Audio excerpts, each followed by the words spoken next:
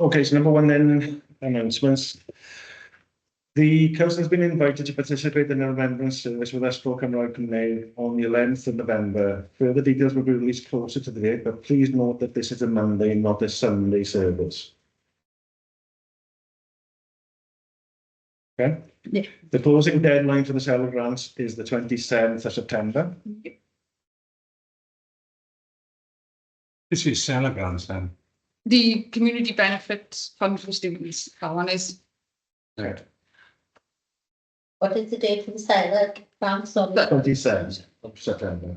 I'll close the application, so that's the deadline for applications, and then I will call a meeting separate for that one, and I didn't realise there were separate meetings until I back. So Glynneath Talbot Local Nature Partnership has an event at Margam Country Park on the 15th of September 2024. Sorry, There doesn't say anything else on there, so I can only give you that, unfortunately. I can send it through to anybody who's interested. Sorry, Chair, it just came through before, That's okay. literally before this meeting, That's so I couldn't add it to anything. And Hayley won the Maltesers last month after spotting the mistake. We have them on the table, Hayley, but you're not here, unfortunately. Thank you. Oh, you can enjoy them. Oh, I'll keep you on. Thank you. Sorry. Okay, so number two then, to receive apologies for absence. We have apologies from Councillor Peter Elkins and apologies from Councillor Johnny Gregory. Would you like a pen? I would like a pen, please. Just have mine for a minute, as long as you're on my microphone. No. I thought I put on my jacket, but it's not. Okay.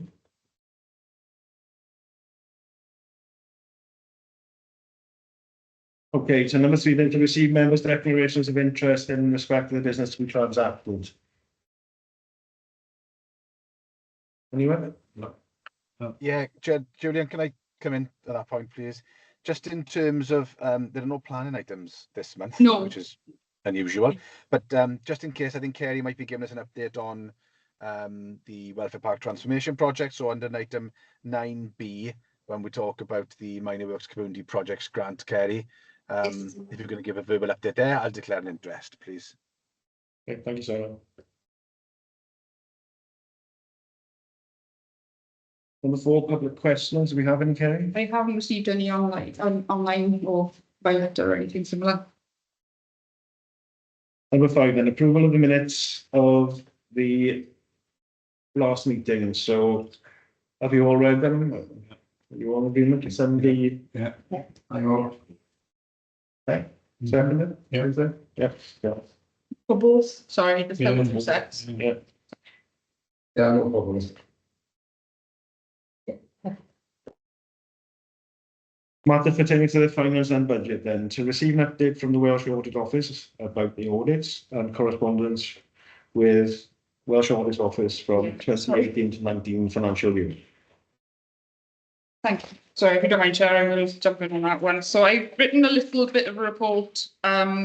So on the agenda, you'll be able to click the link where it says click the link to see more notes. And then there's a little bit from me of what I've written. So essentially, we were sent an invoice, I've received an email from the 20th of August, where we received an invoice for £5,823.09 with the following explanation, which was only in Welsh, so apologies for my rubbish translation, but it was additional audit work in terms of claims remaining the year, I assume, or annual 2018/2019.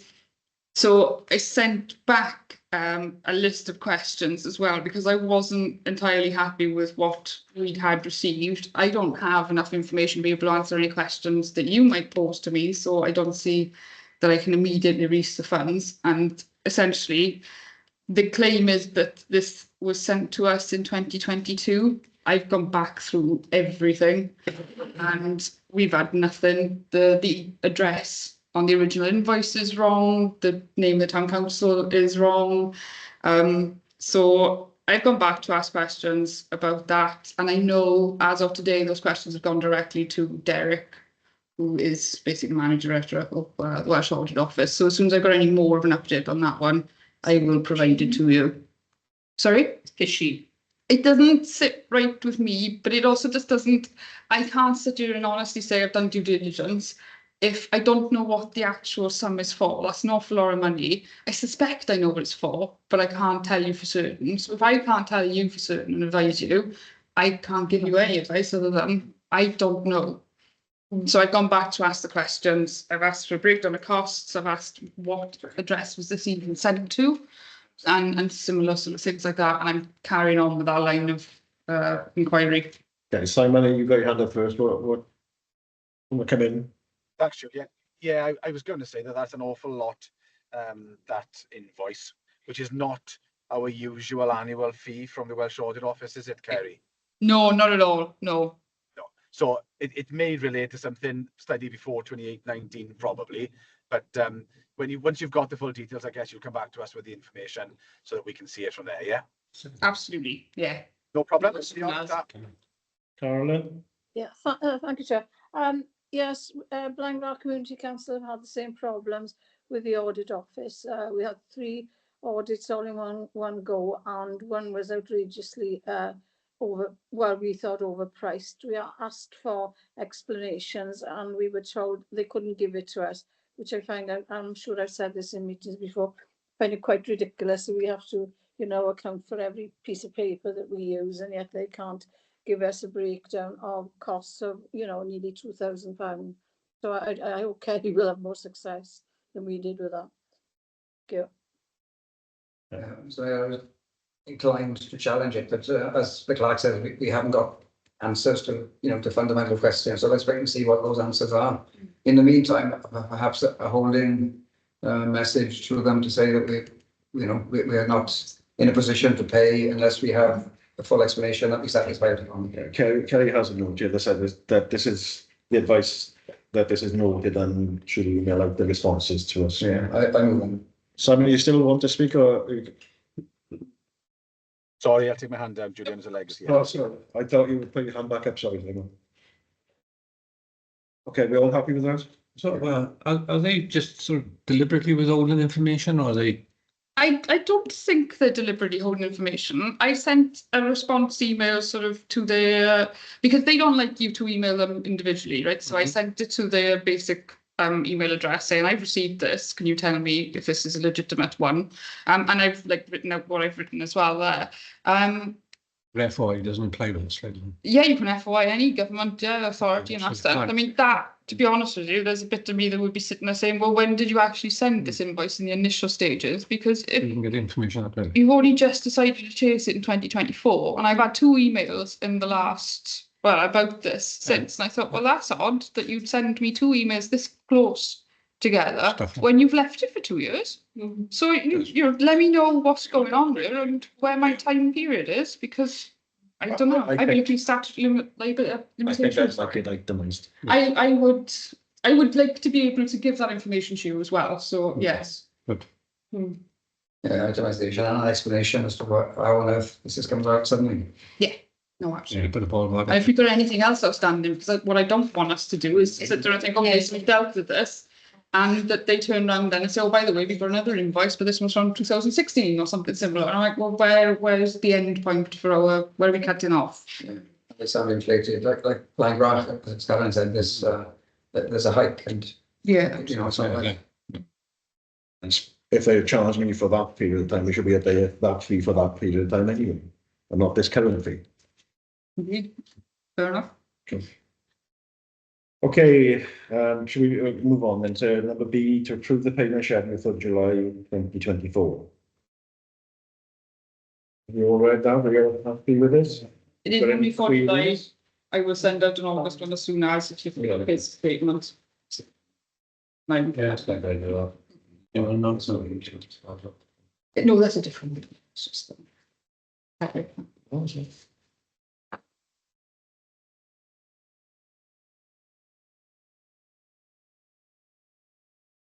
As always, I'm more than happy to take any freebie. Sort of even afterwards, that's not an issue either. So if you go away and you suddenly think, actually, do you know what, I need to ask about that, that's not a problem at all. You okay with that? I will. Any second, please? Yeah. Thank you. To approve the bank reconciliations, so these are in front of us on the table here. The Unity bank account is there. Yep. Unity, the current is there, the savings account is around the outside of there. They've all been sent out to you as well though, and are online, and the savings, no, the other one, seller that we use for the students is there. The only one that's not there is the TSB statement. Okay, we'll explain that. Yeah, so sorry about this, guys. The TSB statements come out as paper statements, otherwise they send me, well, if you can look at sort of weird Excel spreadsheet versions of it. I didn't realise I hadn't put the link up until much later on, so that's on me. I've got no problem at all if you want to defer that particular item, or if you want me to, because I can add that into next month as well, but I do have it actually available on my screen if you wanted to see it, just to sort of confirm it against anything else. But it's honestly, it's up to you if you want to do that, or if you want me to just bring it into October's. Are we all comfortable there? We know that Kerry is doing the right job? Yes, of course she is. I'd bring it into October, even if that's Fine, yes, yeah. Anybody got anything they queries? Wonderful. Okay, can I have a proposal in a second, then, please? Okay, to approve the quotes then, I think the first one is Japanese knotweed quote and wood. On the bottom of the document, let's see that. This is from Glynneath Town Council. They've done the work for us in the past, and they've given us a 5-year treatment plan, basically, where the total cost is £824.71, including VAT. But we've got the option to pay every year, but we've also just got money to be able to pay it straight off without accruing interest. So it's up to you how you'd like me to pay that, if you would indeed like me to pay it. What they charge us on, and we pay yearly, they charge us interest on the remaining amount of it. Yeah, well, we just go up by whatever factor that it goes up by in general. So that's It's Japanese, not weed. there is a patch of it in the welfare park. So that's the same patch that has been treated before, I think, but if not slightly off. You only need a tiny bit of it left, but I think it was being treated through COVID. So there's a potential that maybe a slot was missed because they wouldn't have been allowed out to work. Do you need them to do it because of the professionalism or the safety behind it, or can I avoid spray it like? I think you've got to have a different license to have a chemical Wow. in order to do the work. Yeah, I would So be, that's I would why be, we've I would be got to- cautious. I spoke to Kerry earlier, you can use Roundup with this, but it then brings in, sort of the chemical side of it, the cleaning side of it, all that. So they are responsible then if they spray it, anything. Okay. Well, I'm happy to move that we do accept it. I don't know if Gary's got any view on it, but I was inclined to say that we ask that we be invoiced annually. Does that cause any problems? We'll just pay more, that's all. Oh, I see. Right. Yeah, so we'll pay an extra, whatever their rates go up by. And things like that. With inflation. Yeah. This contract is the total cost. Yeah, Total so cost. the total cost should be £824. So, as we have it in our budget, let's move that we do that then. Carolyn? You still do it annually, though, could you still invoice annually? No, but they will increase. Let's Carolyn speak. No, paying for it, no one hit. Carolyn, what would you like to ask? Yeah, no, I was just going to say, I know it's a small part, but I was just expecting it to be a lot more than that. And I think we should just pay it off and get rid of it, get it out of the way, sort it. And I think Julian's right, you've got to have different licenses for different chemicals, haven't you? So I think it's right that the experts, or so-called experts, should do it. Okay. Is there a guarantee that they will get rid of it now? There's not going to be a real guarantee, no. Very difficult to get rid of? Yeah. In the past, it was done 9 feet, like.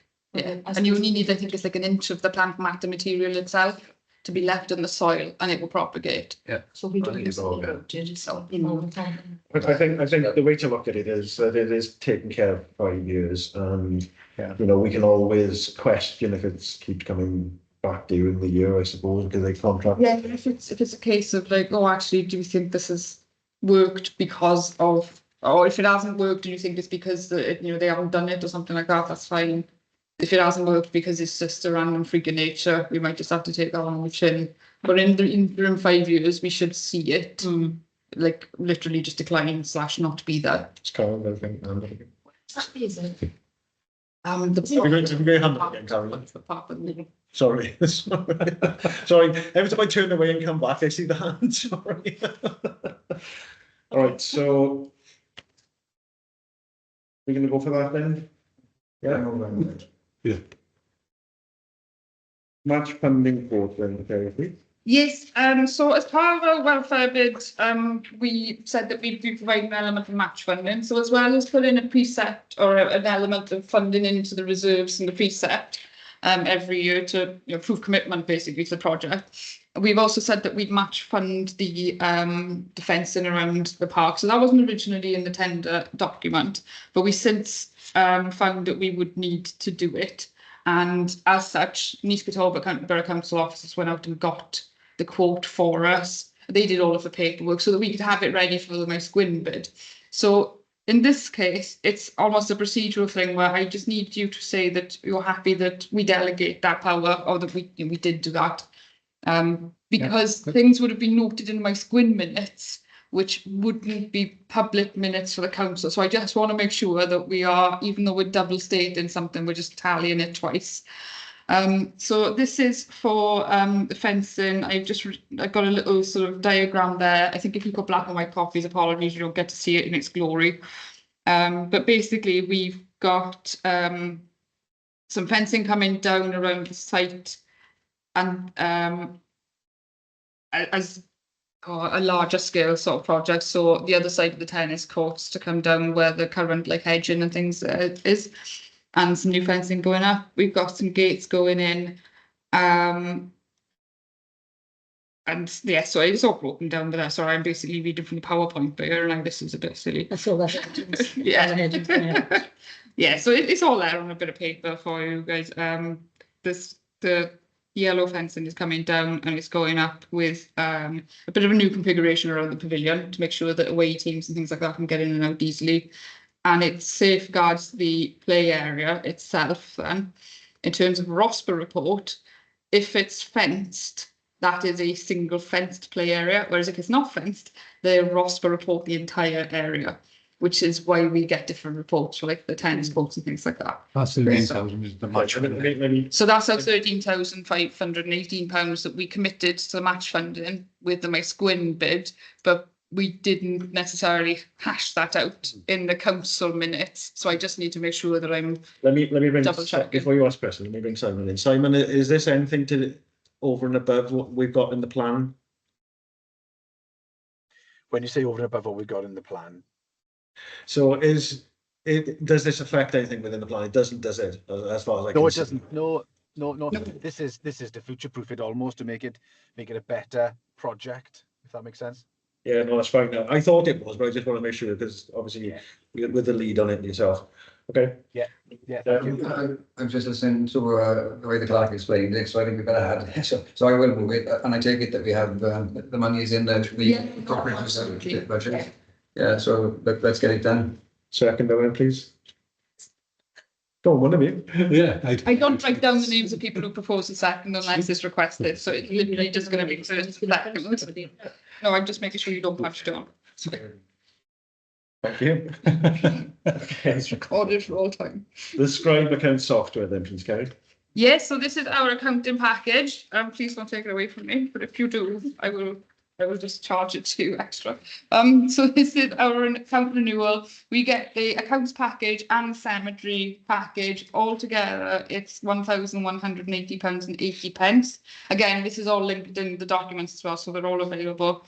I find that they are well worth their weight in gold, and they do run things like training modules as well for free for councillors and for clerks. And there's a conference actually I've been attending it who we've signed with them as well, and they run those absolutely free too. So I think Jackie Weaver's in the next one, so I'm going just for that. So yes, that's literally, so that's how I dress up that quote. It's 1,180. Do you have the authority to go to it, Kerry? Oh no, I'm going to get a button and everything. So, Well, I think we've accepted that every year so far, haven't we? So I think this just it's just a formality, I think. So what was the second then again, please? Oh, The trade there. Yes. Internal auditor 3-year provision. Yes, we asked for this. I've asked for a quote for an internal auditor because they are thin and thin on the ground of them. More thin than clerks on the ground. Interesting, something. So we have a 3-year quote from KRG Services. She sent through the quote again, all online and all linked and everything, with a little bit of who she is, the service that she provides as well, and a fee summary on the back. So we have £860 for next year, or for 24-25 financial year. It's £1,290 for 25-26, and that's because that's a full audit. So she'll go through that entire process, and then back to £860 for 26-27. And then what you might notice is a bit different is that she'll do a day of the test in the internal control between October and December in advance, so that it's only then a 1-day audit in April, May. And then when the full audit comes along, she's going to do the 2-day test in internal control and then the 1-day full audit, April, May. And to me, that means that any issues I can catch before we get to the audit stage. Now, that's not guaranteeing that there won't be any issues or anything similar, because it may be that there are things that you can't fix that year because they're just legacy from some other place or something similar, but it gives us the best chance, in my opinion. Can I just ask, Gary, you're happy to recommend that? I would be, yes. Okay. Yeah. Well, I'm over Yeah. Somebody got their hand there? Yes. Thank you. Okay, the provision of 2 Bluetooth key boxes. I believe we discussed this previously in one of the meetings. It was a committee meeting for It was a Parks committee and Rec, I call it, but Okay. Parks and Open Spaces, official title. All right, so if you'd like to explain that then. Yes, this is there are Bluetooth key boxes. They're available to be, so I'm going to again, I'm reading the PowerPoint. So basically, it's a key box, you put a key in it, somebody comes along with their Bluetooth or their phone with a Bluetooth app, they have their own code, they can then get the key to open up a facility. So for example, in this case, I was going to say the town hall and the welfare park, purely, or the pavilion, purely because we've got teams playing left, right and centre. So if they've got a key, it means that we don't necessarily have to be there on a Saturday, Sunday or anything similar. The ones that I've looked at are the ones that have been recommended in Clerk's Forum and used before. And every user of that Bluetooth code will have their own code. And then that key box will log who has accessed that key box, when, and for how long. Right. And so then basically we there is a risk. There's always going to be a risk, in the same way that if we give keys to hirers like the day before, there's a risk that they might get lost, you know, they might be used maliciously or anything else like that. But it's just about working on like innovative solutions for things like bank holidays when we don't have people in, or weekends, for example, or just sort of genuine emergencies or something similar. Somebody's left a coat behind in Arts Academy, for example. They can just go in and get it without just worrying about. Say somebody Saturday to come work the town hall. Well, yeah, actually. I take it that our insurers would probably be happy as well. So we've gone through and checked as well. So as long as we're sort of being as robust as possible, we'll rewrite some of the terms and conditions for hire as well when we come to it, if we need to, just to make sure that if anything does happen, at least we try to give ourselves the best chance. Okay, there is a discussion that we've had with the Parks and, was it? Parks and Rec, Parks and Open Spaces. Okay, Parks and Open Spaces. There was a long discussion about costs and everything else with the people that were in that meeting. And I think if we adopt that, it makes it secure for us with these boxes as well. So that's kind of something that we'll come up with later on. Yeah. Okay, Good. Yeah, Yeah. good. I'm happy to try it. And if it doesn't work, it doesn't work. One of the things, it puts responsibility back on the people using the facilities as well. Exactly. So, And it's good that they log in and the amount of time they're using them. They're on there. okay, number 7, then, matters pertaining to governance, to inform members of casual vacancy and procedures. So, a note there is the clerk will be advertising the vacancy tomorrow morning via our website and the physical notice boards. Kerry is holding up. A notice. Yes, that would be the notice that is presented tomorrow. Sorry, just so I don't think you can see. There we are. That's going to go up on the notice board tomorrow, and it's already in digital format, ready to go up on the website. It's already filled in, and Rhys George is aware of the website, where it's going to go and everything as they normally would be. And this is then advertising the vacancy left by the rubbish person. So, Stephen. Yeah. So that will go out. Yeah, Tomorrow. so just to mention, it's obviously a very sad thing as well with us. So just to mention, you know, families in their thoughts as well. Okay, to review and implement the following policies then. These are on the table here, you need to look at them. Complaints and concerns procedure. There are a few policies on the table, and throughout this, again, they've all been linked, they're all up there, that are already in place. They're literally just coming back as review, because I'm trying to implement a cycle where we just take through policies every month at least and review them. So at least we know we're in a thing like that. So concerns and complaints has already been out there. That's the one that we're currently using anyway. It's just a case of let's review it and make sure we're all still happy with. I will obviously update any of the branding elements of it, and anything where it says like and the footers that has been adopted on this day, whatever else, as soon as I know what I'm updating it with. Does anybody have any concerns with that policy? Or complaints. Or complaints? Sorry. Very good. That's the path I'm going to be tonight, right? Just checking, some of these have come as templates from One West Wales as well? Yes. Yeah. Okay. We've had some of them before, I mean, they've been fine-tuned as well. Okay, I'll name them then if anybody's got any concerns. So complaints and concerns procedure, policy of unacceptable actions, memorial bench policy, document publication scheme, and the small grant policy. Does anybody have any concerns they'd like to bring up? John? This one where we got policies for unacceptable actions. How much teeth have we got to sort that out? That needs seen to, like, when people are slandering the council or libelling the council, we should take them on for it. Like, why don't we do that? That's what I want to know. We put in a policy, but is anything going to happen about it if somebody calls you a murderer or abuser or a thief or a crook? And I take that as a discussion that was had, in which is why we brought in the recording policy. Yeah, but what are we going to do about it? Like it says here, that we got a policy. What it says on here, is it just speak, like, because particular people I'm thinking of should be bought a book for it. Like, I'm not prepared to be slandered at that. I can't afford to do it myself, but I would expect the council to support the councillors. Okay, point taken. I think the point to support it really is that if we ever do get into a position, and perhaps we will, who knows, where we have to take somebody on or an organisation, the fact that we've got this policy is the starting block. If we didn't have the policy, we'd be on. Well, we're already in the position where the council's been slandered and libelled and everything. We've done nothing about it. Well, I think we've had for years, we've had complaints policies, but Yeah. I think that this document, as I put it, is It's got more teeth in it. is specific to unacceptable behaviour. The complaint policy is I think more general. I think you raise a valid point. I think we do need to be, you know, Aggressive. we want to be inclusive and have as much notice and given to people as everything else that we should be doing, and we should expect that in return. I agree. Simon?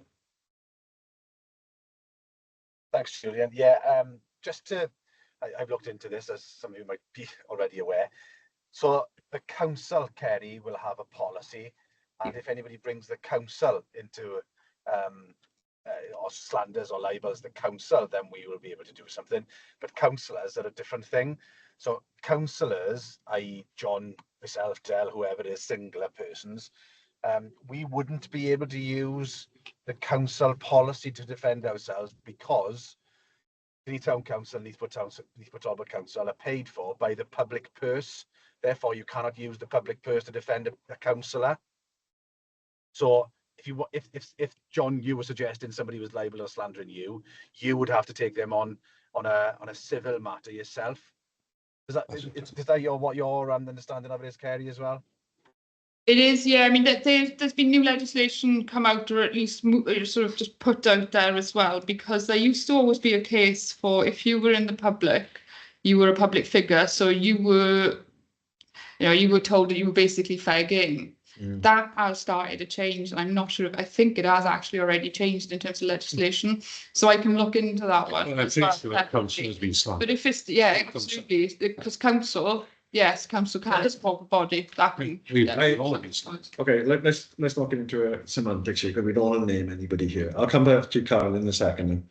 Let's not go into semantics on what we think. Personally, I think the council was slandered the last time. I do as well. Personally, okay. I don't, even though there was individuals named, I personally think the council. I think it was, yeah. That's why I let it run. Now that we've got recording, if that happens again, there's evidence of it. So moving forward, I think the policy is in place to protect all of us as a council. Mm. Individually, we've got thick skins. This policy though as well, just protect your staff. Yes. Because it means that, so I mean, you're fulfilling a couple of duties there as well, so it does give yourselves a bit of a wall and protecting your staff as well. Okay, Carolyn? But yeah, first step. Yes, I mean, I think we need to clarify, if a councillor is being slandered or abused in his councillor role, surely that's different to taking out a civil action. But what I really wanted to say was that One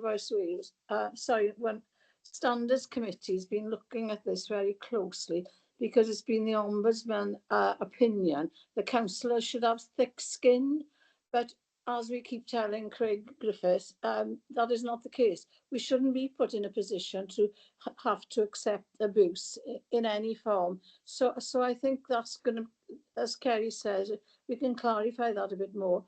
But we are going to be a bit more protected than we have been in the past, where it's just been a case of, oh, you're a politician, it comes with the territory. Thanks. And I agree. Even though I said thick skin, I do agree with that, because at the end of the day, as I said, it needs to be fair and equitable across the board. We shouldn't be, we're doing this as a volunteer basis as well, and people often forget that. So I think, we need to make a note as well that, due to what we actually complete for people, we need to have respect come back as well. So. So we did talk before that discussion about the five of them together, and Kerry asked if there were questions. There isn't a question, but I'm happy to move on block. Right, but I do know. I think it's the memorial bench policy needs some filling in of. Yes, it does. Right. Yeah. So can I suggest on that one that we accept the policy, but that we ask the cemetery committee to, when it's convenient, to have a site visit and look at the whole place and determine what they recommend. Carolyn? Yeah, I just would like to congratulate Kerry on the quality of the policies, because they make excellent reading and they're very clearly written out, and able to understand. Thank you, Kerry. Thank you, Kerry. Well done. So you want to put caveat on the memorial bench policy? Yeah, well, that one has actually got a bit missing where we have to give a number. So I would ask if the cemetery committee can meet on site when it's convenient. They may have other things to look at as well while they're up there, but We have met at the pictures. yes. Formally, but yeah. No, that's right. So Specifically look at that. So whenever it's convenient, then we can come back and complete this policy, but at the moment it's got a blank in terms of the number. Have you got a new meeting date? Okay, so can you do that then as before the next That's the chair. main council meeting? These, When it has been meeted. Chair, Sorry, these memorial Yeah, benches. we have 14th of October. People, oh yeah, that's fine. That's fine. Okay, so they're funded by outside people, they're not funded by the council, memorial bench. No, they're funded by the person who wants to put the bench up there. So we basically, Space, sorry, it's basically a permit in order to allow them to do where it. to put it. Yes, so we Because dictate all of that. Last time we got one fellow, policy. didn't Yes, sadly. it?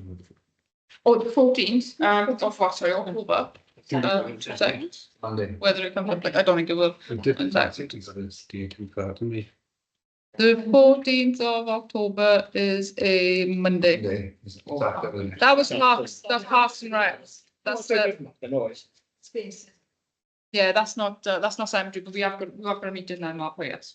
So, Julian, For parks, but not for cemetery. Don't worry, I'll pull a cemetery one together. Yeah. it's not the Okay. That's right. If you're gonna, can you try and do it before the next meeting? I'm not. no problem. We easily do because we've been in a bit around it, isn't it? Right, are we all finished? Can I propose a second? Good. Section 6, then annual report.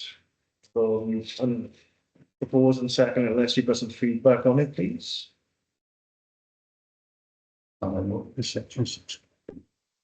The section 6 report is on environmental biodiversity aims, so it sounds got speed in it.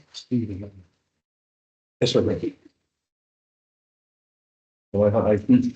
No, I mean, just nobody else. I'm just going to say I'm glad that there is actually an officer in West Wales who can support our clerk and councils in terms of this task, which is Welsh Government legislation now. Of course, it's been in place for a little while. So we also have support, I know, from the Glynneath County Borough Council, and I just like the way Kerry's put it together, and I'm happy to move it.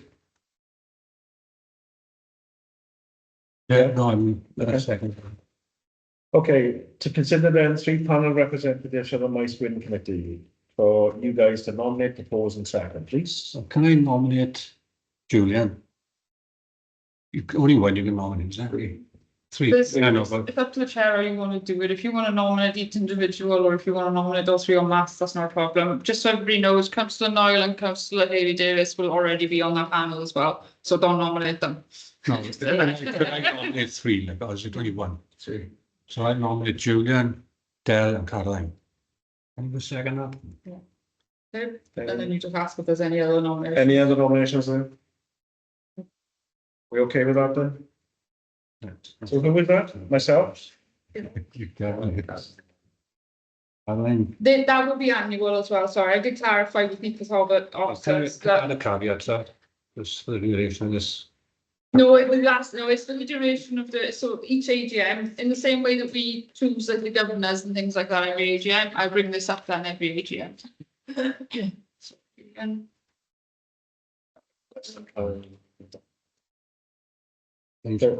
Was that motion second? Yes, I. So, Yeah, it is. So, I'm head on. Okay, to appoint the complaints panel. Do you want me to read this out or do you want me to? I don't mind reading it out if you want to, Chair. I don't mind reading If you it. want to read it out, read it out.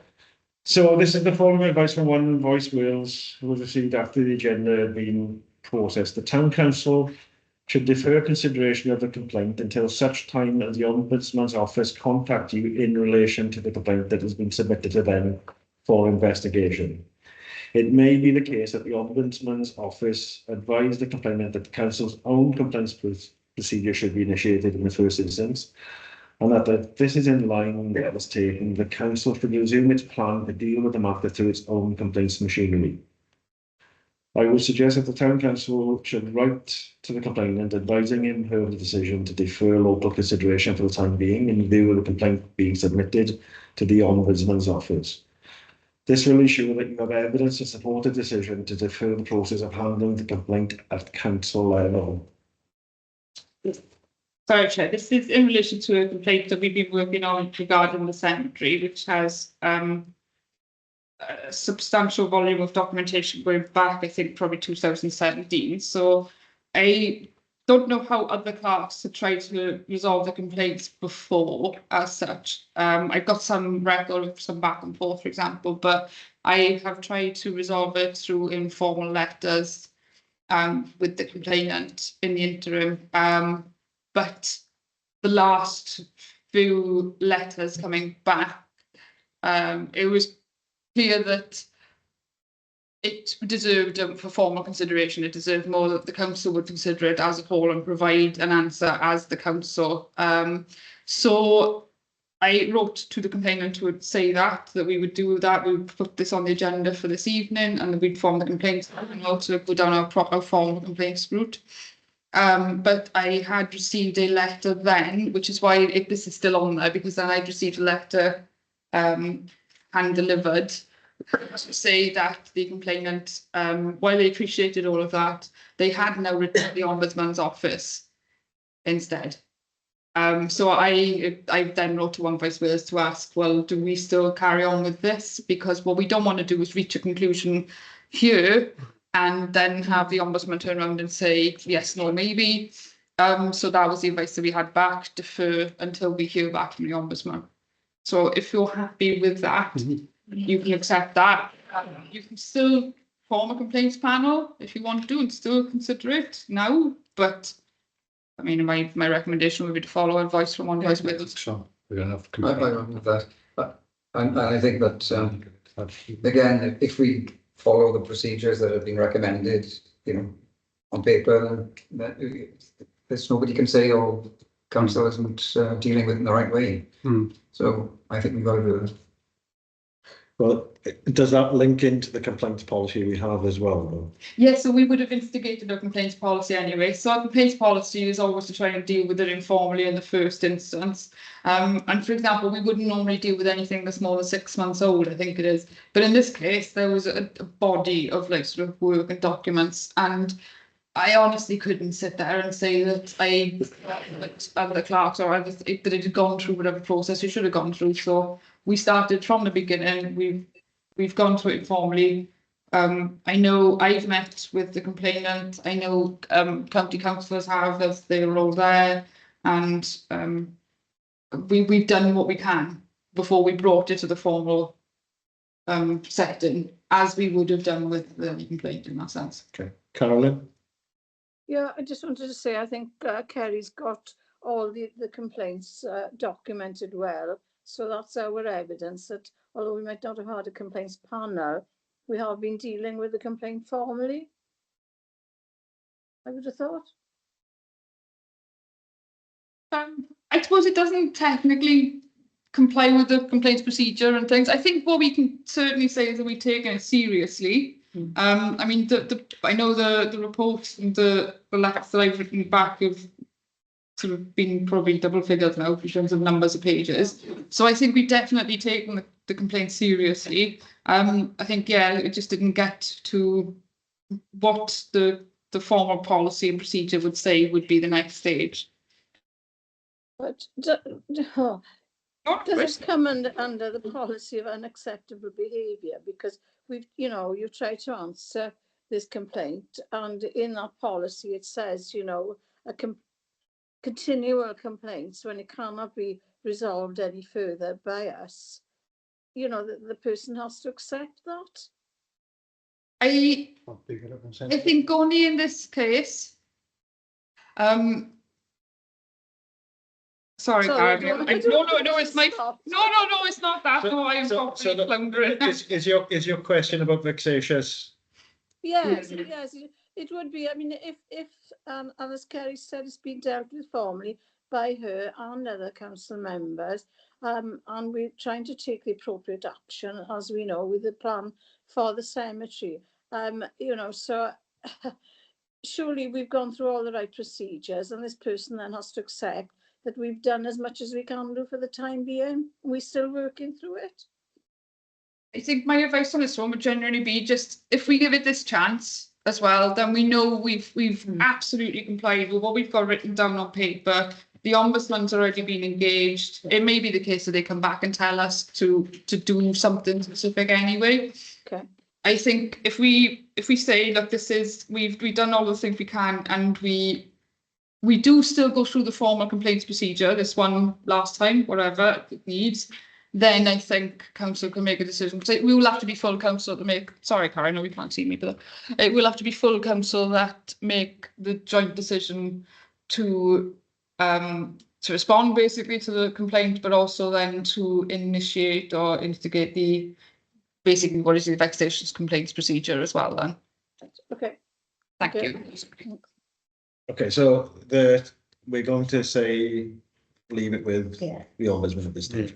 Or the advice of One Voice Wales, you should really that the fact that it was advice from One Voice Wales as well. Okay. We're all okay with that? Carolyn, your hand is still up, sorry.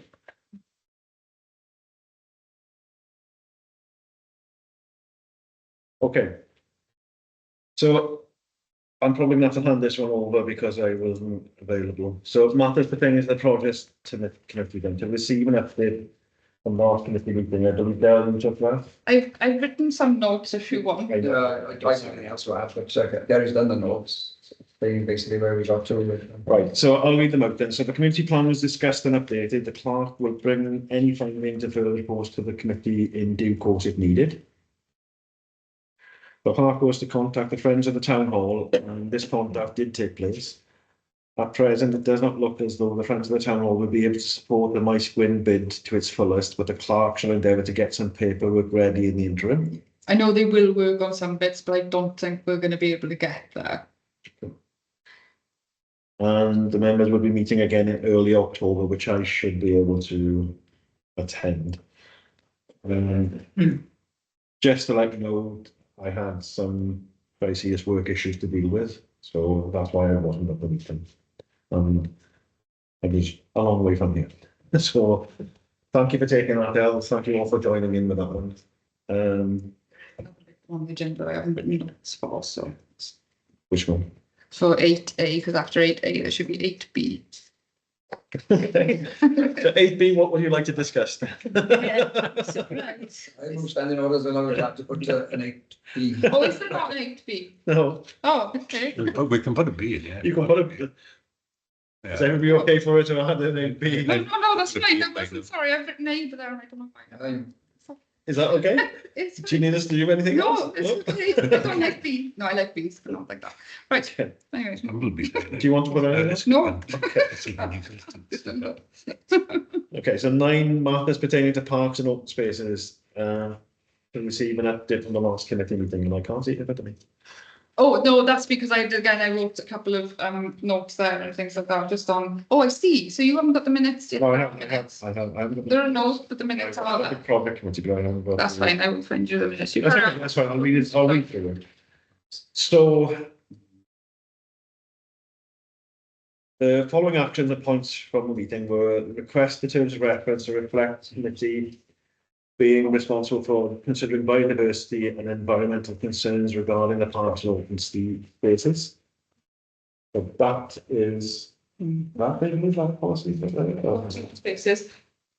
So, but that needs to be. Oh, no, it's the terms of reference. So you asked Just the to, terms. yes, the terms of reference to include an item, For biodiversity. yes, for biodiversity and environmental concerns. Totally. So that then brings the remit of those issues down to the Park and Open Spaces Committee. I swear that I did actually print out the minutes. Is your hand up, Carolyn?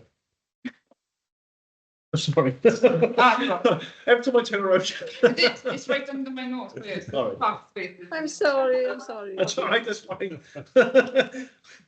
Oh, let me just put Simon back in. No, yeah, Sorry, Simon, just bringing you back in. That's okay, I was getting off my phone on where my. Oh, No worries, no problem. There we go. Okay, so It's also this explain remake. Yeah. Right, so the first one then is to adopt the terms of reference. So are you happy for the, basically that's asking, are you happy for that to be brought into the remit of Parks and Open Spaces? I will. Yeah. Yeah. Recommended following considerations for the welfare park transformation. Yes, so sorry, Go on, no, that's fine. There were quite a few recommendations. It's all in the minutes. I bullet pointed it for everybody. So the draft minutes are out as well. So basically, considering in comments from further phases. So members were concerned about a few things, just so that they would be considered in further phases. And most of those feedback for projects as well. So accessibility as a whole was an important issue. So after recent comments on social media, regarding a different site with the Foothover County Borough Council, it was really important to the community and to the people, our feedback on that one. So they wanted it to be a priority consideration going forwards for this project as a whole. Although some of these things are already in there, it's just a case of emphasising and supporting it. Entrances and gateways would like to be sort of considered, and different options presented with different enhancements to make something to really stand out in a real entrance. There were concerns that parking should be really looked at as well throughout the entire process, and potentially like sort of signposting to the appropriate spaces, especially considering that it's going to become a destination park the way that it's going. But members were also keen to see things like carnival events and carnival type events and festivals at the welfare park in the future, and they would like to see some provision made for that in future phases in terms of things like outdoor power points or anything that might be needed in that sense, or any other provision. So then robust consideration for seating and seating areas throughout the park, so potentially around the football fields and things like that, but generally just the idea that it's a recreation area as well, in terms of, can we have somewhere to sit we actually enjoy. Ways to combat litter and promote recycling through the park, and there was some really intuitive, not intuitive, there was some really inventive like sort of solutions talked about on the night as well then. But can that be another consideration just in terms of the environmental aspect of it, I think. And yeah, an opening ceremony. When the completion of phase 1, so when it has completed, phase 1 for play, some sort of opening ceremony or sort of big do-da. But I can't write that in an agenda. Down the slide. That's right. Potentially a mayor going down a slide. It won't last if I go down it. It will, because we take it and it's going to be good. But so those are there as bullet points. I imagine sort of more feedback so that these things are in the minds of people when they're making this further considerations on as councillors when we're talking about it and things that we want to look at. They're all valid points, and obviously we can take it into the project meeting next time, and hopefully, I'm sure Simon's got all of this on the back burner anyway. But this is primarily about promoting the park, really, isn't it? And making sure that we do the best possible in the time that we've got, really. So it was a good meeting. It lasted a lot longer than I thought it was going to be, but it was a good meeting. It was the first one I think we It's had a very good since we met. That was some important bits about the higher agreement terms and conditions, because full council will need to ratify it. So I don't know if you want to just literally those are just. I'll go through that. So as I alluded to earlier, this is some of the things that we were proposing in there that needed to come to full council. Yeah, you can hear everything. Sorry. In terms of the last two items, the project committee and the parks committee, are we meant to be formally ratifying, accepting the minutes tonight? You know, I normally do those at the committee, so the committee ratifies them. Okay, so a couple of things that came up were, and Simon, this is something to take into consideration really when we go and look at the fields themselves. They're concerned for the recovery period for the fields. Due to the seasonal start times being a lot shorter, there's a recommend period of 6 to 8 weeks by the end of the season and the next season, so we can manage the fields and make sure they are in tip-top condition. If there's an earlier start to the season, this has a knock-on effect for the items such as line painting and the stock itself. So Emma was going to look through some of this regarding the needs and feedback.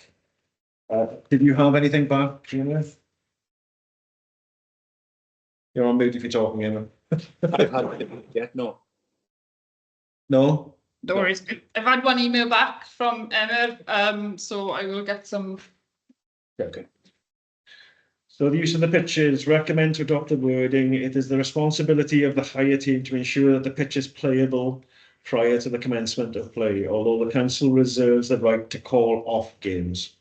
So literally you're making them responsible, but we also have ultimate responsibility. Yeah? You okay with that? Yeah. Health and safety, remove phrasing regarding a warning and replace with a charge of £100 for cleaning on the first occasion, rising to £500 thereafter. If they fail to clean it, we will take action, is the point there. Who's supervising that? Well, we will, it's our. No. So this is in relation to the pavilion hire then. So it's a case of there are another few sets of terms and conditions in that agreement as well, which says basically how it will be left. So then it's a case of if Helen goes in there or a cleaner goes in there afterwards and finds out that actually no, it's horrendous, then that's. So that there will be signage to be displayed on all the change rooms advising of these rule changes. So anybody got any comments on that? Right. It would be Signage. beneficial. Simon? Sorry, I said, I think signage is very important, yeah. Yeah, okay. So the last point really then was the council's responsibility to increase the charge for lost keys to £100. That's what I was mentioning earlier. If the keys are lost because they've got their own access through the app, they will be charged £100 for losing the keys. It is there to stop them doing it, not to penalise them. It's there to stop them. The actual app doesn't open The app will open the lockbox. But It won't there's a key open. in there. and Keys are the inside. I lockbox. thought it Yeah. opened the whole thing. So if they lose the keys Right. or they damage the box, there's a fine for them basically. So how do you know if they don't put the key back in there? We don't have to have the key in there all the time, so we can literally, for example, if you put the key in, or if you've got somebody who you know is going to pick up the key the next day, we can put it in there the day before or the night before, and we can honestly just check it the next time we're in work. No. And what will happen then is I give the ground staff individual codes too, so you know that in between, no one's been in there or tampered or anything similar like that. Like those keys are not able to be duplicated then. The lockbox itself, No. Once you've got the key. once you've got the key, it probably could be duplicated, but we run the risk of the same thing if we give them a key 24 hours beforehand as a key holder. See, Chubb, I don't think chip keys can be Ah, right, deleted. okay. that I think that's something we can look at We as can well look at- we going can- forwards in the next. You're phase never of the gonna video. pull the full risk away. So this is why the fine is the most important thing. And if the fine is high, then they're unlikely to do it again if something happens.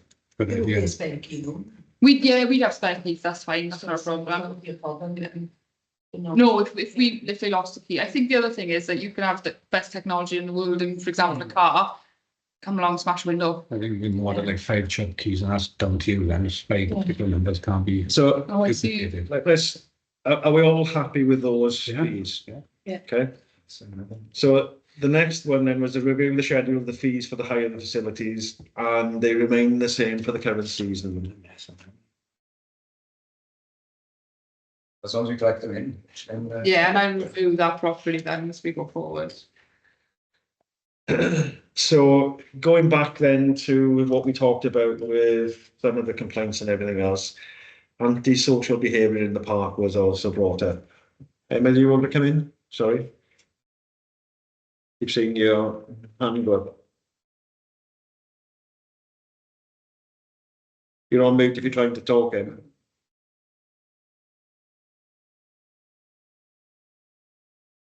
No. Okay. This antisocial behaviour, would it be CCTV cameras put in there? That was one of the That's been priorities then as well, understood. to get that, so I'm on the case. So basically, the main concerns are vandalism, littering, and dog fouling, and that's most important now as well as we build this new park. Signage in my office, ready to go up tomorrow. Okay. So Kerry advised that the bull shed had been broken into The recently, bowl shed, yes, yeah. I didn't and realise. I was going to the police, right? Yes. So we recommended that the CCTV was a priority provision, basically. Okay. Okay. And then much of the rest of it is all to do with the project, so we've gone through that. But the last bit was we reviewed the checklist provided for safety checks to the equipment. Yeah, I've had 2 of those back as well, so we'll review that again and in our next. so they'll be reviewed. box we did. Okay. So if there's anything else that's of that importance, anybody got any concerns, anything you want to bring up?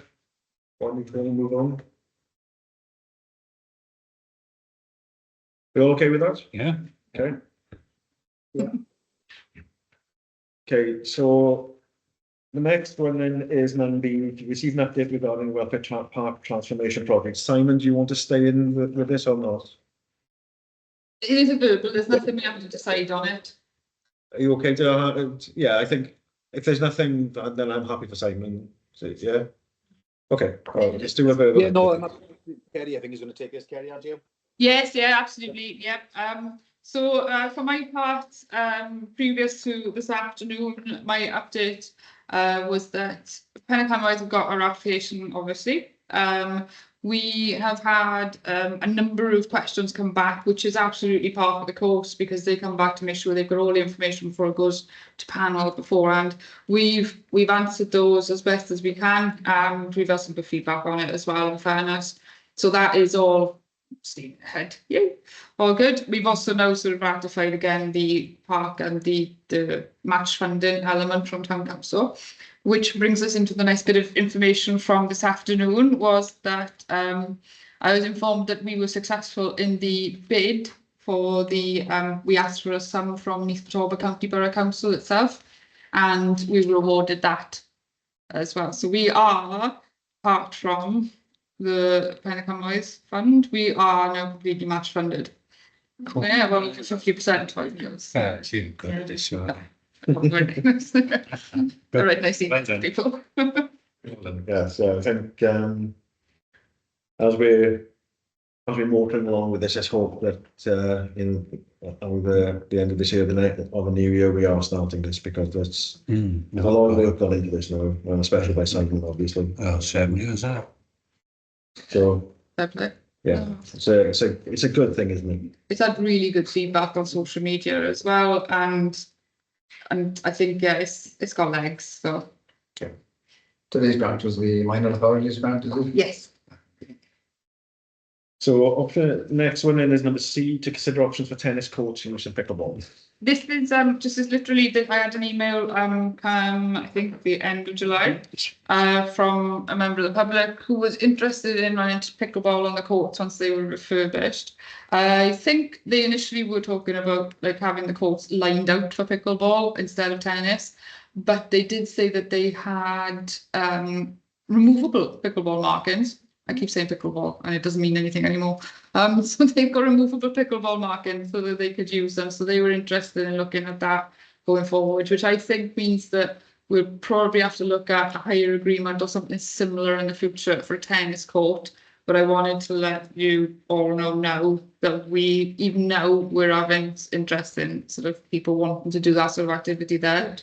Although I appreciate we've had that, interest before, but this is still the case of, no, we know we can't hire the whole thing. Let's see if we can still run sections and things like that. What is pickleball? It's like a combination of squash, tennis, all that sort of stuff. Smaller box. Yeah, so, Is it the one with the wall or cage or whatever? It's that, I think it can be played, yeah. Couples on.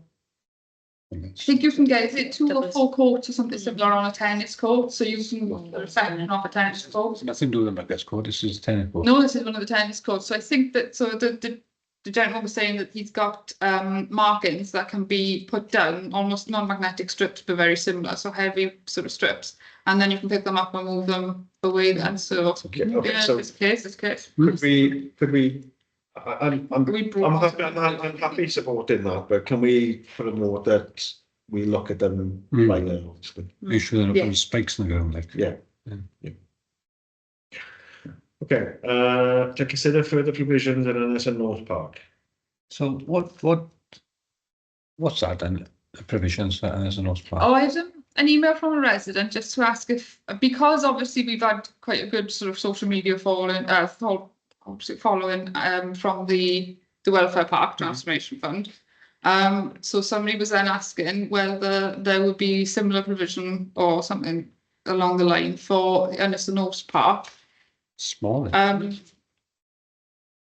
Yes, I think sort of because Morgan, you had this email come through to you, didn't you, and then passed it on to me? Yeah, the initially we came by myself, but I passed it straight on to Gary. I mean, it's basically saying, look, we're all happy with the transformation project, but can we have something to improve the smaller park up in Pondwalby? So I suppose what we could be looking at is for, I'm going to say that I'm not a member, for the Parks Committee to visit and have a discussion. What's possible? How much will it be? Shall we change this and put something else there? Shall we add something? It's well used, eh? Haven't we discussed this before? Well, no, in Pondwalby, sorry, Commissioner. We had Oh, we changed the swing because there was a request for a kiddie swing. basket swing, or I can't remember what it's called. But yes, so we did do that, but there's potential for more. Carolyn? Yeah, thank you. It's quite a small park. I think it's a lovely little park, but it is small. So I don't know how much scope there would be to enlarge it or put, any more equipment there. John will know better than me. John's itching to come in, Carolyn. If you Yeah, see him. Okay. That's all right. I'll shut up. I approached this guy Crook that owns the land the other side. Yeah. And asked him on several occasions would he be interested in selling it, not prejudice the council, they'll have to come back to Kerry. And he said not interested at all. Like, he looks after it and he actually cleans the park. He wants to keep that piece of land to himself. Well, that's it. You can't make it any bigger about that, like, because the gas monitor one side and roads all around it. Okay. Emma? You're on mute, I don't know if I can stop. Yeah, I've allowed you to speak, honestly. Do you want me to? What they call it? It would be good You want to have a look? if he would. Shall I just say in the meantime, then, if it's not against anyone's principles, we deserve to look at it, even if the end result is, oh, we can't do much. But it might be that if the Parks Committee members go there, have a discussion and think, oh, that's out of date, or that's not suitable for the age group we're talking about. Maybe we could put something that is quite a full little park. It's a nice little park. Just come up with some recommendations. What do we got now is older chaps and then teenagers sometimes. Yeah. And there is nothing there for them to kick a ball around, like, other than amongst all the kids. That's where that extra of the ground would be great. Like. But he allows you to play on that piece of ground. Like, he's not stopping you playing on it. But he won't sell it to the council. No, we always have an issue with different age groups, so we. But yeah, if like, if you would, I don't know, put a sign up saying you can play football or something if you want, but it's a nice piece of grass. Like. They are allowed to. Yeah, we absolutely need to do very good there. But as a council, I think you won't sell it. We can only look at our own park, so let's go and look at it. My suggestion is to the Parks Committee to have a site visit. There's not enough room there. Or it gets to park. You wouldn't take them all, that's too small. Sorry, Emma, I got your message, Emma, on WhatsApp. But if you want, I'm not sure if are you having technical difficulties. I'll just wait. Sorry. Otherwise, Emma sent me a message to say yes. If you could recommend a proper slide in the park, as the current one isn't very good, because I don't think there's a slide, but. I took the slide that was there away and they've put two crumbs. I don't think I see it at all. Like, it's two sliding bars. Well, Emma is the chair of that committee anyway. So, if Emma, if you want to arrange a visit for the next committee meeting, we'll all come along. I'm not on it. Okay, but you're the one that complains about everything. I know that the Parks Committee has a site visit there and just looks at any possibilities to improve the facility. Emma said yes, she'll arrange. Okay, thanks, Emma. Okay, E then, to consider a provision of a van or a trailer. This is you, John. It is me, and from the last time we had a meeting, and I guess I did say £10,000, and that was shot down to flames to 5, which, all right, we can get a good second-hand van in that price region. And it was also mentioned then that this thing's improved because we've shown quite a lot of interest in our ground staff now, and I don't see any complaints on what they're doing. Whenever I turn up unannounced, they seem to be good again, but they're always stuck for transportation. Yeah. They're using their own cars, and they're waiting for things like we want 36 wall tops for the cemetery, so we've got to get somebody to deliver them. We've got a van, just can fetch them. Like. So that's why I come to that idea that in my mind, they should have a van and it should be a sign on the side, Glynneath Town Council, and make it look professional. Like, we've got nice gear now, they've got nice equipment. Let's make Glynneath Town Council look like it's a proper council, like, well, the staff side. That's what I say. Give me £5,000 for this. I move we have £5,000. I'm of the opinion that you're right, but we will discuss it and Kerry will wants to say. I'm quite happy. £5,000, good enough. That should get a decent van. That's my proposal. That's your proposal. Okay. I went away to have a look at the different options, and in doing so, I came across a bunch of people who basically said, "Why can't you tow a trailer?" And then had to explain, like, well, because our Kubota wouldn't be allowed to tow the trailer, and they said why. Right, and I think what's happened is that the original advice that came from, or the original concern that came from, I don't know if I can say that, but the original concern was that the Kubota couldn't pull the trailer, and I think that's because of the misunderstanding that it was a Kubota mower. Now, our Kubota is not a mower in terms of its categorization under the DVLA, it's a tractor. Now, it's a dinky tractor, but it is a tractor. It is allowed to pull that trailer on the road.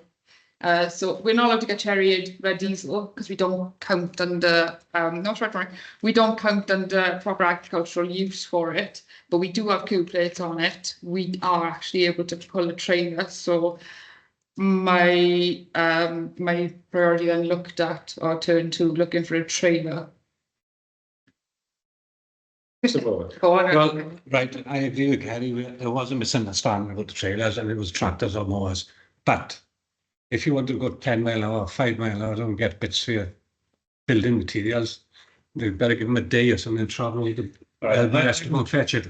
I am broadly in favour of buying a van, I'll be honest. I'm not. I know some people aren't. But I'm broadly in favour of that. I'll come to you, Secca. Because it offers us other opportunities. It's not just about the parks and everything else. That's fair. It can be used by the local community and by Glynneath and whoever. So, Caroline, what have you? What? No, I was just going to say we're back to square one, going back to the trailer, that's all. But as John has just said, you know, if you can only go 5-10 miles an hour, it's not going to be any good for going down to Glynneath or whatever to get supplies, is it? You know, you just put it in back and forth to the cemetery and park, really. I am very, well, I say broadly, I'm probably very in favour of them having a van. For the simple reason it stops us using their vehicles and protects the council. And our own vehicles. But that's without anything else that we can do with the van. But that's why I'm broadly in favour of it. So, and we can afford it. I don't disagree. Does anybody, Caroline, go ahead? Yeah, no, I mean, surely we need to cost a van out and have a proper costing before we can make a decision on this. No, absolutely. I don't disagree. I think what I will say is next council meeting fully costed. What do you want then in terms of a van? Because I'm looking then at something like a small-ish van, but one that you can get, you know, so like what are they? Put streamers in and stuff. Yeah, like a Ford Connect or something, the smaller vans, not a huge transit van. So what's the cost you want? Because the insurance and the tax and all that's already costed, and it's just buying the van like. And you can't, if you was to say you're going to have £3,000 and a van costs £3,500, you'll do it. But if you say you're going to have 5,000 maximum, you've got a range of vehicles to look for. Right, so bring us a range of vehicles back to the next meeting. Well, you can do that on straight away, honest. I understand that, but we're not going to make a decision this evening. So you have to have some idea of what the costings are before you can make a decision, and it has to be in front of us in paper or some sort of form for us to make a decision, surely, on the decision as to what type of van, you know, specifications and so on, right, that so we need before we can make a decision. Okay, so a van is a van, isn't it? You know, a van could be anything. I know, Caroline. That's why I'm saying we need to have it properly thought out. Simon. Thanks, Julian. Yeah, looking for a response of Kerry in the first instance. Don't we need a fully costed and drawn out business plan to come back to us? I know we're talking about the specifications and size of vans and amounts of money to be spent on them and things like that. But shouldn't the business case be submitted to us first for us to agree to? I have severe reservations about purchasing a van. What we have to consider is that Glynneath Town Council's precept is paid for by the public that live in Glynneath, and would they see that as a good spend of their precept money? And I think if we don't have that fully robust business plan or business case behind it to substantiate it, people are going to, you know, look at it in a negative manner. Do you know what I mean? Is that what you were just saying? Yeah. I All right. sounds like a good idea, doesn't it? It does sound like a good idea, but for £5,000, I don't know what kind of vehicle you have. Right, so take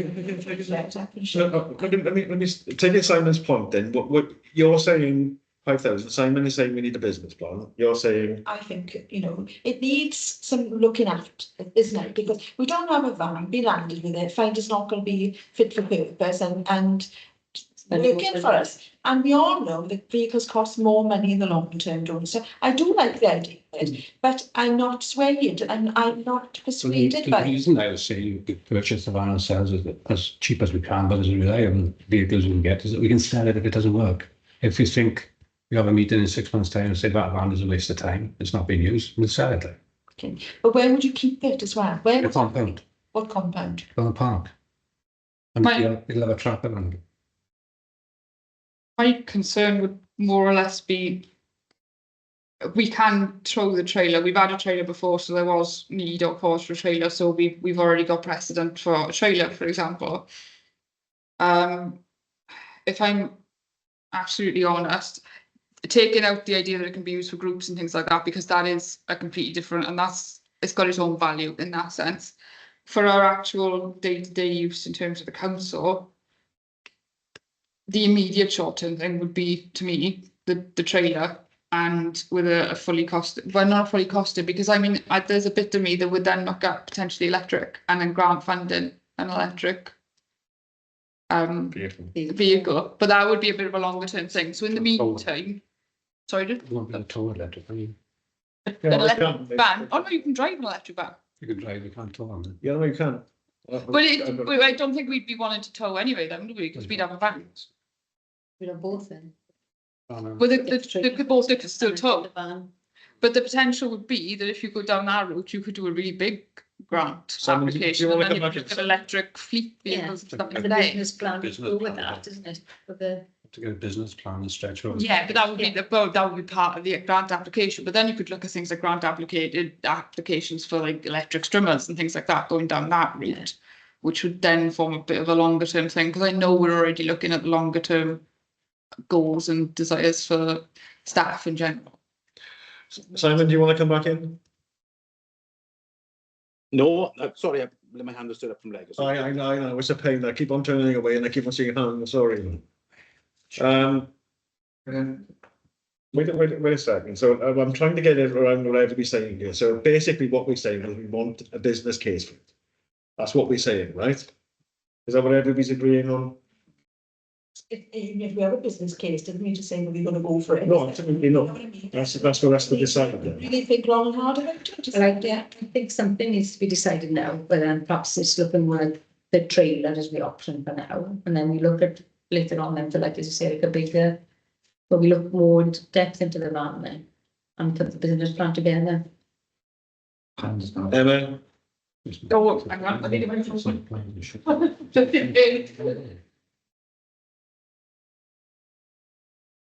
Yeah, I'm not against this, but I do think we need to have,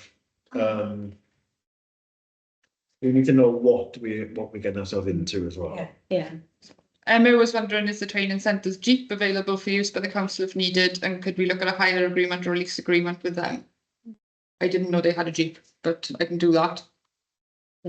Can we explore all options then? Is that what we're all looking for at this stage? Well, my question was going to be, I'm inclined to say in principle, I think we should seriously consider a van, but this case that's got to be made, this financial case, who's going to do that? And I also heard talk about maybe hiring it out to other councils. I think a simple email to our cluster colleagues could evaluate whether there's some some mileage in that. Excuse the pun. But if you can, It's your proposal. Well, so, yeah, and I still propose we get one, but it's not going to be seconded, now, is it? No, I'm not saying we're going to do that now. What we're going to say here is you bring a proposal to the table next time with this and fully costed. Oh, yeah, and that's not a problem, yeah. Yeah, I can do that. And we work with Kerry on it, and Kerry can look at the other things for the provision of the other councils. Look at the use it's going to have. Well, yeah, and it's charitable uses as well, it's not just. No, I get that's what we've all talked about, saying it can be used by the community. I get that bit. But I think we need to have a full business case, and perhaps, as Kerry was suggesting there is a way of getting a van through EV grants and things, because Well, that would come with a business plan practically, isn't it? yes, it would. So, Well, we would. all right, so we'll park that and we'll park that and ask John and to work with it. Kerry, have you got time to do that with him? If not, say. No, that's all right. That's not an issue. I mean, my thing. So we're not looking at anything like immediately now. We are going to look at fully costing all the options properly. Because if we're going to start looking at cheaper vehicles there for sale now, Yeah, it won't be exactly, then, you're never going to set the price on it. But new one, you will. Because it's there, the price. Yeah, new one. Any other similar councils, that have got vans that could give you any information or whether it's worthwhile doing, or are we totally, sort of different from everybody else? No, that's So fair other enough. councils have vans, I know we've got a split site, and I know, what I mean, it must be difficult on times, mustn't it? But I mean, for me, if they're having deliveries, have them delivered, like I said, it's going to be cheaper than buying a van. Well, it is, but then if you've got a job to do, and you want a delivery, you've got a week's time to wait for that delivery. Yeah, if you want to a week before you need it, yeah, I you know what I mean? Do you know what I mean? Because they should be delivered on time. So, I take all the points, but let's let them do a business case for it, because otherwise we're just going to be all like talking about the same thing. Yeah, are we all in agreement they do a business case? Yeah. Right, number 10 then, matters pertaining to the cemetery. To consider draft cemetery management plan, which has been circulated to us all. This didn't go out and get published online or anything, because it's literally just my working document. I don't really require a resolution on it. It's just a case of, I haven't printed it, Julie, sorry. It's like 16 pages so far. Well, sorry. No, it's just a case that is just a flavour of what I was doing, what I'm attempting to do and get forwards and things. The template sort of document, the headings are already there. Some of them I filled in. But if people want to go away, have a look at it. If you've got other information to come back with, look, even if you're giving me bullet points, it's easier for me to edit, bullet points than it is a blank page. But that is where I am going on this one. It is, and quite obviously, like sort of through our own meetings, through our own concerns, and through other sort of members of the public as well, it's obviously something that is quite emotive for an awful lot of people. I don't think it's ever probably been looked at in the same way before. I think it's just been a case of like, oh, we've got a cemetery, what do we do with this? Bury people there and keep records, basically. But it turns out, no, there's an awful lot more to it. And I think an awful lot of that document, as much as it's about putting a plan in place, is also about sitting there and showing how much work actually goes into it for councillors, but for members of the public as well, and for us as sort of staff members. But I would also like to just make sure that we, as staff members especially as well, try and safeguard our own procedures and carve out a set of rules and, although we've got regulations and things, but a set of expectations more than anything. So yeah, management of the cemetery, but also management of expectations of people in general, councillors, staff and members of the public. So that is just me saying I have done a thing only. So just to check, I mean, there are 3 parts at the end of that where Yeah, there's there are things to fill in. Yeah. You're asking members, perhaps especially members on the cemetery committee, to come back with ideas. And at some point in time, the document will be complete or completed. Yeah. Although it might evolve, but then we can accept it as formally as our old policy. Yeah, I think it'd be a bare bones sort of maintenance plan sort of template. That's already in there anyway. So it's a basic maintenance plan idea of what we're doing. It won't be broken down into on Wednesdays you will do this, for example, but it'll give a decent idea of where we are at what point of the year. And there's a section there for the goals going forwards. We know we've got issues potentially with capacity eventually. At some point, we know there is only a certain amount of land in the world. And we keep flooding it, so well done us. So there's an awful lot that's going to go in there. And yeah, it will change over time. But I wanted to try and get something that was actually written down and basically we've got a really nice cemetery. The potential is there for it to be really good. So let's just start almost, giving it the time, the effort it deserves. So that's your working document, basically. Yes, yeah. So we move to Lord Templeton.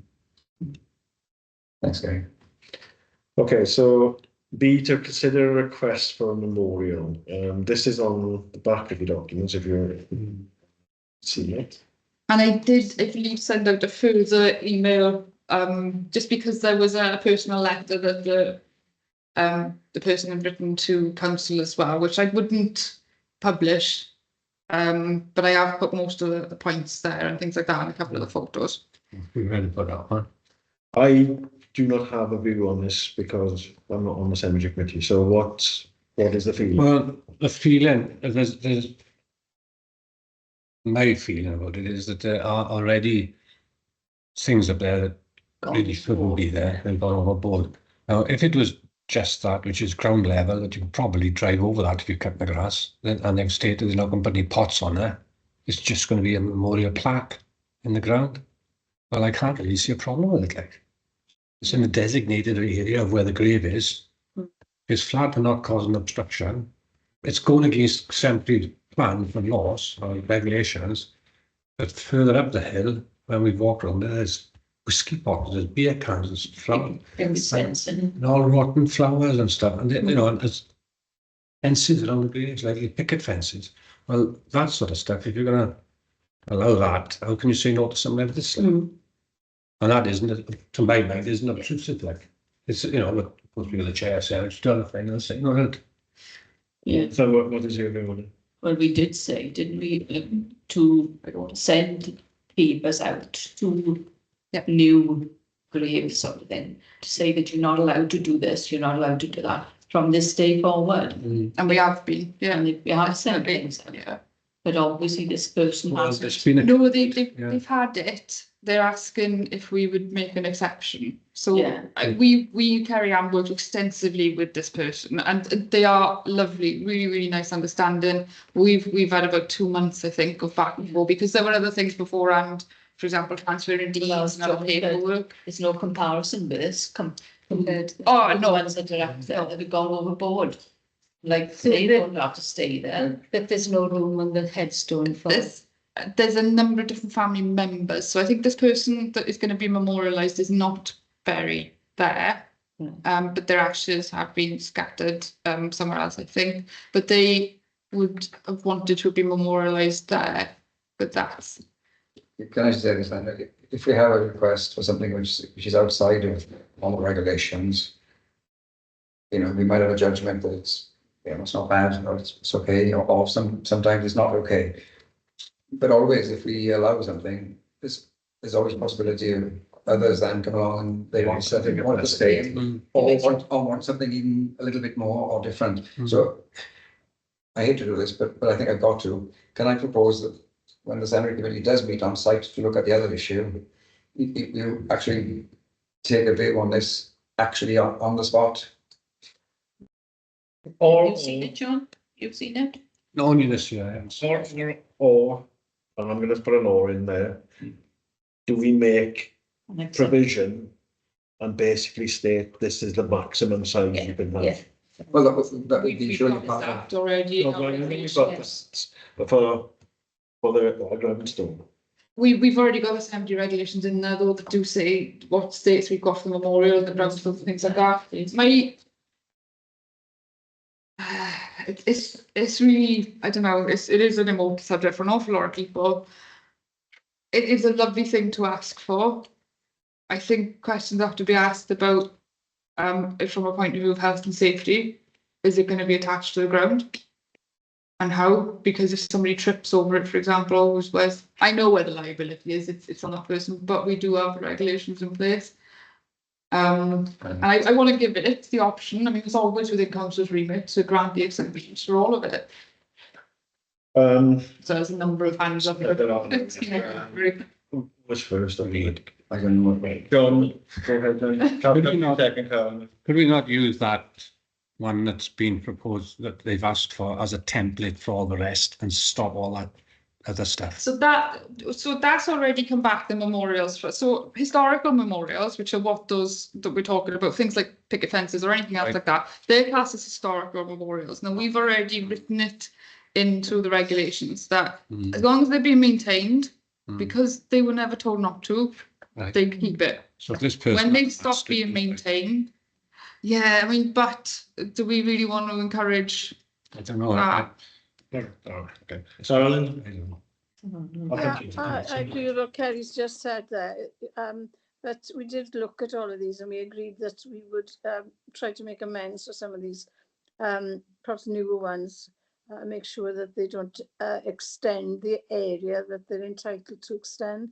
My understanding is that if you purchase a grave or the 99-year lease for a grave, that belongs to that person for those 99 years. They're not entitled to have any other space. So if you're going to put an extra plaque on the end of a grave or a gravestone, you're extending the amount of land that person has not purchased. Do you understand? It's even more restrictive than that, actually. I mean, the deed of grant for an exclusive right of burial really only grants the ability to use the plot for burial, the ability to pass that plot on in your family for the remainder of the lease, and the ability to erect a memorial. But the memorial has to be within, so they'd have to still, request a permit and things like that to be approved. So it's really restrictive in that sense, or it's not actually as, you don't actually own the land. Or No, lease the land, exactly. but It's our land, isn't it? That's the point. yeah. The extra bit would be our land. And also, I think, you're setting a precedent here. I think we've already refused one person, perhaps I'm getting a bit confused, to do a similar thing. But I certainly think we'd be setting a precedent. As Del said, if we allow this to go ahead now, I'm quite happy to look at it up in the cemetery, but I think you would. I think we need to be careful. So, Tina? Right, I'm not probably going over what most people have said, but I take this is a grave, Yes, burial. right, a burial. How much footage do they get? They don't. No, they don't get a set amount or anything else like that. It is bring in. It's just the permit from now, because it makes it easier for them to cut the, for the lawnmower to get in. It is the In permit future. to the plot. It's because it's a new one, so this is the first time we're coming in. The only thing I'm thinking is that it is below grass level, like. Yeah, So and I thought if it was know. say a plot, Yeah. if it was a it's not grave, there. they would have had Background. Yeah. that. To say that it has to be, on a plinth or something, so the lawnmowers won't go over it and damage it or anything else. But 1967. There are ways that you can do it. So you could, for example, you can make the exception and you can write to the family and say, look, we'll make the exception in this case, but we will not be mowing or doing any sort of groundworks around this area, whatever else. There are ways you can say yes, and obviously there are going to be ways you can say no. But it is this great. I couldn't tell you off the top of my head. It's on the left-hand side as you go up, or No. Carolyn, we're going to come in, Carolyn. bit apart? So it is a difficult one, but Yes. it's not our decision. Can I go back to my suggestion? I do think that the committee could go up there and actually have a look at. I know they're quite keen to have some answer because we've been working on it for a while, but if that's what it is, that's what it is. It's not. I've already given an answer on, isn't it? It's much better to have a judgment based on when you're standing there and pointing at things and looking at what if something else is going on over there. So I do think the point about setting a precedent is very important. Yes. And I take it that the rules are there or the rules have been made for a reason. So it's very difficult to adjust something when, and I take your point, we're going to have to see it, but I think. And if the cemetery committee went to see it, it was still there after come back to full council to make a decision. Yeah, well, we meet in a month. And Kerry said they want an answer pretty quickly. Well, They that's were right. keen to, but I mean, yeah. You know, I've, Some of these things take. Oh, it is. another thing that, you know, we consider They haven't put the second plaque down. is that we have mentioned that we haven't got a lot of ground available. Well, if people do that, it would save a lot of ground, wouldn't it? If we were agreed with it. Sorry, I didn't realise that there might have been a bit of confusion here. I didn't, sorry. So that plaque that's already there in the picture is already there. That is historical. So that's before our regulations or anything else like that. The request is for another plaque to go underneath. Another plaque to go on. Yes. Besides that one. Yeah, yes. Oh, no, Yeah.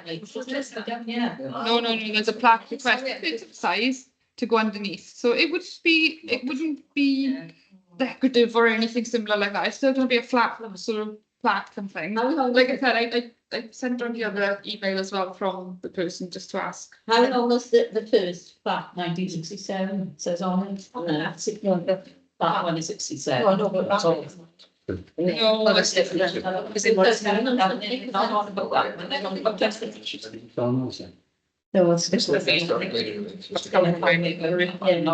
I think you need to know, I didn't realise it was a second plaque to win, I think. But like I said, there are ways to say yes to it, because, do you know, I mean, you can, like I said, you could say to them, yes, we will, but we won't be able to, or we can ask that it has to be fixed in or something similar, but we won't be maintaining around it. Could it be put on the back headstone? How do we? I'm not sure if that's. You could say I think what the issue is that it's a familial headstone and this is another member of the family. So they've had permission to do it, but that headstone is like a family-based headstone. So they've had permission to put it. What's on the back of the headstone then? That's it, they're all almost blank. Unless they've had like etchings in it or something similar. Could they do that? So the headstone itself belongs to like the family grave, and I think the person that they'd like to put in there is related, or not in there, but the plaque that they'd like to put on there is memorialised, someone's related, part of the family, but not part of the main plaque or the main headstone. Can I not? Darling? Can't they speak to? So, sorry, I nearly forgot what I was going to say now. I don't know where we're going with it myself, I'll be honest. I'm just talking about long, and if we want the mowers, you know, we've got restricted space. If we're trying to get the undertakers, grave diggers, to keep everything in line, so that the mower can get in between. If you're going to add extra on to the ends of graves, and then it's going to spoil that, isn't it? Yes, and they'll run over that thing. They will. It should be built up, but you know, Yeah, myself, I always understood that you had 6 foot from the headstone, you had 6 foot, and that was, you were The problem with it limit. is it's going to get broken because the mowers run past the front of it. And if you put another plaque there, they're going to be running over it or avoiding it. So What did you put the button right? All right, I've gone through now. Can I move my proposal then? Really take it over. Yeah. Darren, do you want to say something else? Okay. no. I move that the Assembly Committee do, and they take a site visit as soon as they can and report back to us and we'll decide on their recommendation. Second, please. Thank you. Okay, matter pertaining to Bethania Community Centre to receive an update on the mall render works. All right, 2 seconds. There we go, right. Sorry, I just had the photo in bigger view for the plaque there. Update on the wall render works. So obviously we've had back and forth. We're still waiting on the quantity surveyors report as well for the grant application, for the grant to be formally awarded. But we've already got sort of informal back and forth to say that's fine. This is just a matter of this is just waiting on one set of reports. I think that's more of an MPT thing because it wasn't something that we needed to say yes or no to for the application to be successful. It is literally, I think, a term and condition of the bigger grant funder, which I think in this case is UK government. The wall render works, though, the tender was written up by the surveyor. The issues we've had at the moment rely or sort of circulate around planning permission. And this is mostly on my misunderstanding that a lime render would have been sort of acceptable to use, or would have been the render used at the time. And actually, when the surveyor came around then and did the heritage impact report and assessment, they made the point that actually no, in that time period it would have been sand and cement, which we have on there already. So we just need clarification on whether we actually need planning permission or not, because if it's a repair and not a change of anything, you don't need to go for the listed planning consent. But I want to make absolutely sure, because the last thing we want to do is do any of that wrong and potentially jeopardize it, not only for the grant, but because why would you, for the sake of, look, just can we have an answer, or asking the question, why would we not go down that route? So on that basis then, so basically three mixes have been written up as tender documents. They've been put out to advertise as our procurement rules would say. So we're just following our grant procedure and our own financial regulations. And but I say Trevor, because I think you can say it. So Trevor Francis then will go through that with me and with our feedback from the planning department to come back and say what we will be doing. And I'm hoping that will, well, no, it'll have to be by October, to say what we're actually going to put on the side of the wall. So you don't need to go through Carter Fudge as a planning commission. If we just want to make sure that we wouldn't need to. So Cardo are already involved as well anyway, because they would be, and we've got a generally decent relationship with them. We've got a decent relationship with MPT as well. It's literally a case of planning department are really backlogged of them. So we just want an answer on whether we need it, because we originally thought we'd have to go down the lime mortar route or similar, and then there was talk about putting slate hanging on it, and that would have required real planning permission. That would have been a massive change. But as it stands, we are hopeful that because it is basically a like-for-like replacement, you won't need it. But I want the consent. I don't think we need planning. I do think that the logic says that if we were going to do something different, we need permission. If we just repairing basically something that's gone off the time because of the weather, then logically we shouldn't need permission. But I agree with you, we need to double check. But the time is running out, so I don't know if there's any way of getting that. Well, if it does, it does. If it doesn't, it doesn't. But I mean, we tried, we had the best shot and stuff. The tender packs have been written up. They've got 3 different specs in there for options. So people have been asked to quote and come back with that. So we'll have the documents ready to go. And throughout all of it, like the time frame has been made absolutely clear in those documents as well. So anybody who is tendering for it knows they're on. I mean, I can't contact the son though. Simon? You're on mute, Simon. Oh, there. Yeah, coming off now. Thank you very much. Just wanted to point out, I suppose, Kerry, you're doing all this work because the grant application was in the name of Glynneath Town Council. I suppose, just for me, just for clarity, I suppose, just a yes or no answer. This is taking an awful lot of your resource and time. This one's not so much of an issue, because the surveyor has, in fairness, when they did the report, they did the tender pack and the specifications for me. So that's all been drawn up. It has literally been a case of making sure that I get it all published and out in place in time and checking up on emails. It's probably taken up an awful lot of my stress capacity because I'm just sitting here worrying about timelines. It's a short, it's a short deadline. Okay, that's all. Thank you. No, absolutely. Okay. So to receive a general update then regarding the lease. Yeah, if you want a time assessment, like the other half of my stress capacity is taken up with this. No, it's fine.